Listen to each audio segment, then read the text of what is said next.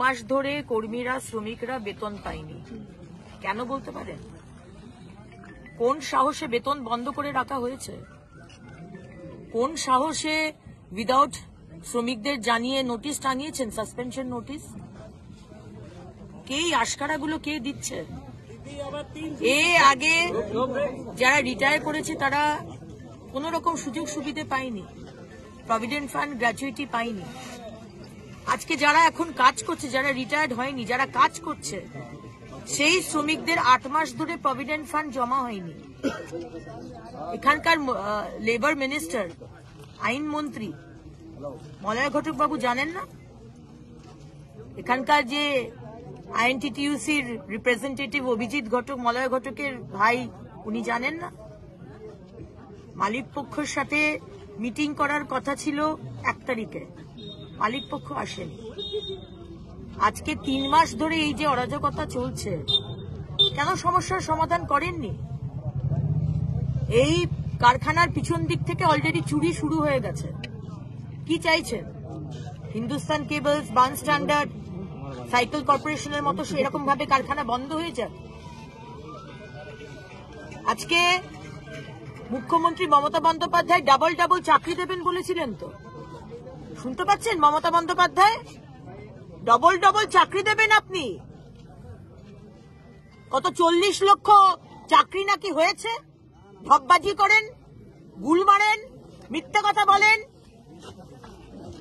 Global সামিটে গিয়ে মিথ্যে কথা বলেন। একটা তো ইন্ডাস্ট্রি আসে না নতুন। টাটাকে যে তাড়িয়ে দিয়েছেন সিঙ্গুর থেকে, তারপরে তো একটা নতুন ইন্ডাস্ট্রি আসেনি। বড় ছোট মাঝারি কোন ফ্যাক্টরি আসেনি পশ্চিমবঙ্গে। আজকে যে টাটাকে তাড়িয়ে দিলেন, সে গুজরাটে গিয়ে রমরমা বিজনেস করছে। আজকে সেই টাটা যদি পশ্চিমবঙ্গে থাকতো, আজকে হাজার হাজার আমার ভাইরা বোনেরা চাকরি পেত। আর সিঙ্গুরে গিয়ে দেখুন, 400 হয়নি আর ফ্যাক্টরিও হয়নি। সর্ষে বীজ সরিয়েছেন উনি, সর্ষে বীজ। আর আজকে যে ফ্যাক্টরিগুলো রয়েছে সেগুলো বন্ধ হয়ে যাচ্ছে। আপনি এবং আপনার সরকার কি স্টেপ নিয়েছেন? আপনারা কি অ্যাকশন নিয়েছেন? আপনাদের সরকারের তরফ থেকে একজনও এসছেন এনাদের পাশে সমর্থন জানিয়েছেন? সমর্থন জানাননি, কারণ কি আপনারা সবাই মিলেমিশে আছেন। মমতার সরকার শিল্প বিরোধী সরকার। তারা চান না যে এখানে শিল্প আসুক, যে কারণে আজকে 13 বছর ধরে আজকে এই পশ্চিমবঙ্গে কোন শিল্প মুখ দেখেনি। কারণ শিল্প আনার, যে শিল্পকে মেনটেন করা, শিল্প ইন্ডাস্ট্রিয়ালিস্টদের রাখা, তার সুযোগ সুবিধে কোনো কিছু আপনারা দেখেননি। আর টাটাকে তাড়িয়ে দিয়ে একটা যে কি বলে রেপুটেশন, সেই রেপুটেশনটাই নষ্ট করে দিয়েছেন।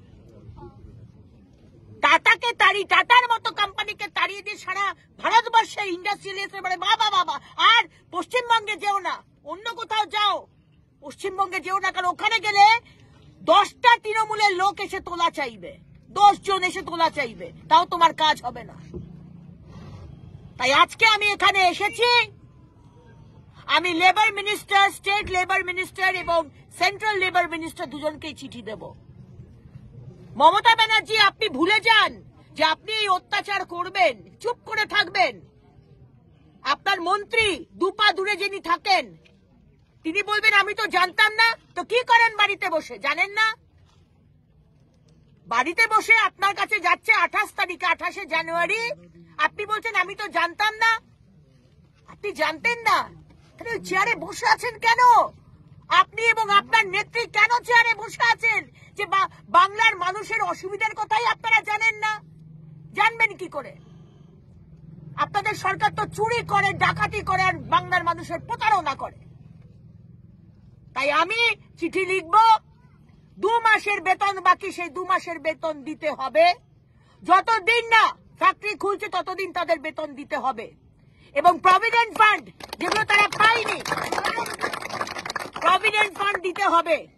এবং যারা যারা রিটায়ার করেছে, যারা কোনো সুযোগ সুবিধা এখনো পাননি, তাদেরকে গ্র্যাজুয়েটি প্রভিডেন্ট ফান্ড যা যা পাওয়া দরকার সেগুলো দিতে হবে। আপনারা